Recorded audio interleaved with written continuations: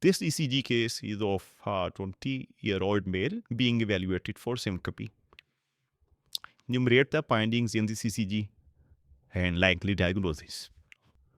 10 to 15 seconds to look at it, then I will explain the answer. So this ECG is showing a normal sinus rhythm with upright P waves in inferior leads. There is a right axis deviation. An important finding is an Epsilon wave. There is a little blip at the end of the QRS complex.